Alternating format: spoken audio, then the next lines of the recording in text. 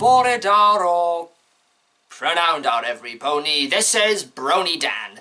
It's not original, but hey, you try coming up reality these days. That's right, folks and ladies, you can stop crying into your handkerchiefs. I am back from my 2-week break, and I am ready to get back into some more MLB reviews. Now, hopefully I shall have a look at the episodes I have missed at some point in the future, but for now, let's take a look at P.P.O.V, or Pony Point of View. We start off with Twilight and Spike going to the train station to meet up with Applejack, Rarity and Pinkie Pie, who are returning from a boat trip. It's such a shame Rainbow Dash and Fluttershy had to miss it for their Cloudsdale Flight School reunion. Well, I'm sure that will be an interesting episode. How long will it be before we never actually see it? However, I'm guessing this trip went as smoothly as Brexit did, since the three of them don't seem to want to speak to each other. The next day, the three send messages via pets. Well, if you don't have owls to deliver your post, I guess you gotta use what you got. Saying how they won't attend the get-together Twilight has prepared if the other two are there. So Twilight and Spike decide to hear what happened on that boat trip. They first visit Rarity and... I am sorry, but my mane wasn't made to support marine life. God, I hate it when shows insert memes as little in-jokes for fans. At least they're not doing it just to piss off the fans because they can't take criticism. Clara. Clara who? Fuck! So with Drama Couch in place, Rarity explains what happened, starting at the docks. Down by the docks, that's the place to be. Down by the docks. No, wrong docks, wrong docks! So Rarity had prepared for an actual cruise ship. Well, I would recommend P&N Cruise if you're not satisfied. Pinkie was just Pinkie and Applejack. The sea air carries a portent for trouble this day. 'Tis a treacherous and perilous journey that lies ahead of us. We sail to adventure or our very doom. Is now Quint from Jaws? Find him for 3, but I'll catch him and kill him for 10. Anyway, a storm has started and Rarity claims it was Applejack who steered the boat into the storm, thus causing the sinking. But Spike and Twilight ask the obvious question. So, you were stuck out in the middle of the ocean? How in Equestria did you get back? But Rarity refuses and they go to get Pinkie's story. Yeah, I think we can see what type of story this is going to be. It's going to be one of those stories where we hear different versions of the story from different angles because nobody wants to admit they were at fault. It's a cliche that's been done to death, but hopefully the show can do something different with it. Hopefully.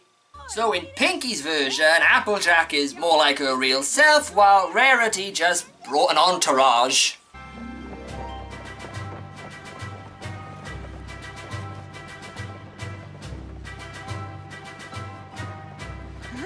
They just keep coming. Well, they are seamen. So in Pinkie's story, it was Rarity who caused the boat to sink in the storm. Oh, don't worry, dear. Luxury cruises never sing. I beg to differ!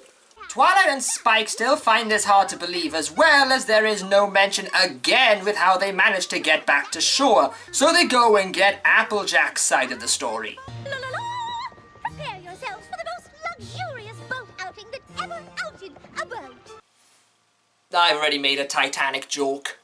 Also, am I the only one who feels a little bit put off with how Applejack sees her friends? Rarity being full-blown G3 Rainbow Dash and Pinkie's got brain damage. What does this say about her and her views on the rest of the main 6? Well, Applejack claims that both ponies were at fault for sinking the boat, and once again gives no explanation on how they got back to shore. So Twilight and Spike head back to the castle to look over all 3 of the story to see if there's any connection. The chosen few are a cucumber sandwich, some bubbles, and a wave. Aha! Not only do I think I know how the boat sank, I have a pretty good idea how to get Rarity, Applejack, and Pinkie Pie back together. So Twilight comes up with a plan to get the 3 talking again, pretending there is a friendship emergency. Even though there should be suspicion since their cutie marks aren't glowing. somebody please tell me how you made it back?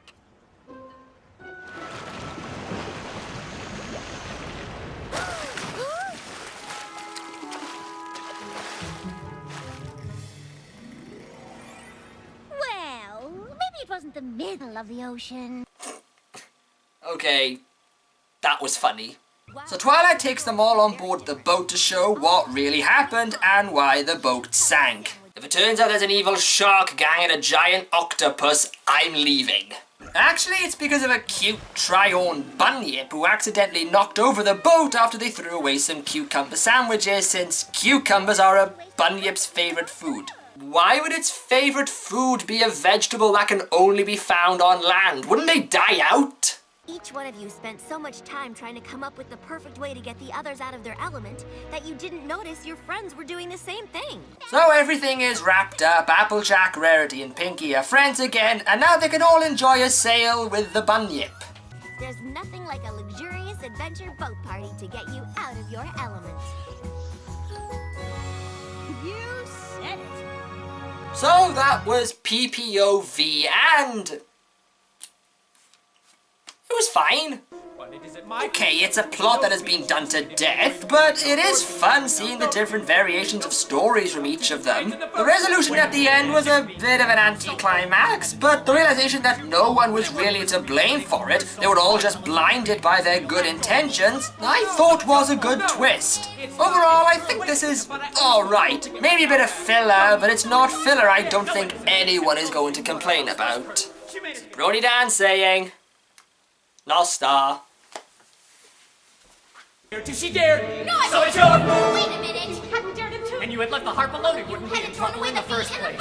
She hadn't raised Yes, she hadn't raised it in the first place. It was your fault. It's your fault. You're responsible. You're the one to blame. It's your fault.